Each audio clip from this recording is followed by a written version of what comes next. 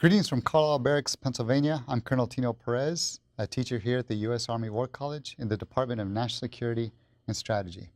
In episode 1, the last episode, I talked about the idea of strategy is performance, which means that strategy is not simply an academic discipline or a body of knowledge, but it is actually something we do. We do strategy. We formulate strategy. And in that presentation, I gave you 4 practices to consider as composing this idea of strategy as performance.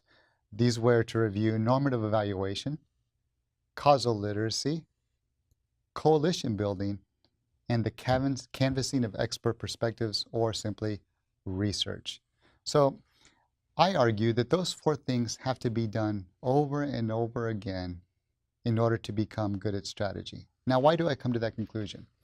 If you think about any other type of performance, whether it's, say, playing a musical instrument, or it's doing mathematics at a high level, or it's playing sports, the only way that we achieve excellence or competence in any of those areas is by doing things repeatedly.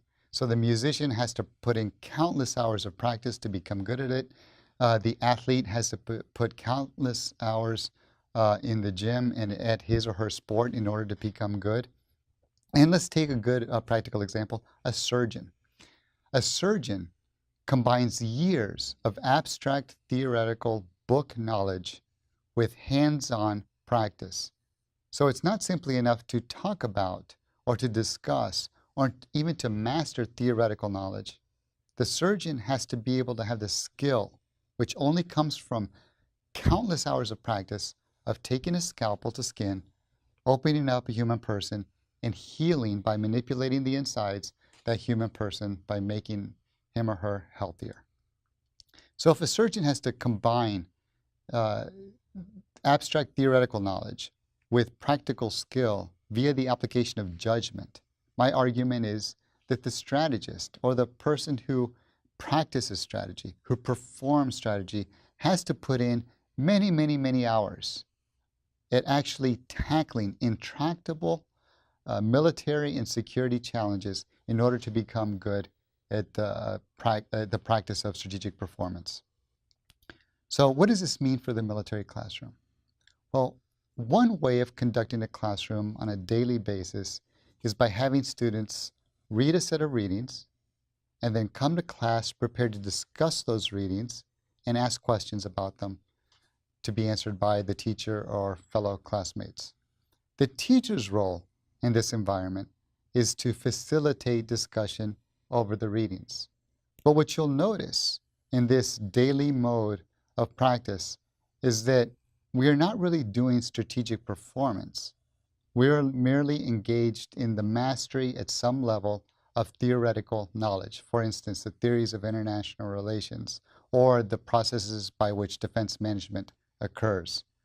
If we are to become competent at strategy, we actually need to tackle real institutional challenges. For example, how is it that we posture the force, the Army force, or the joint force for future challenges in, say, 20 to 30 years?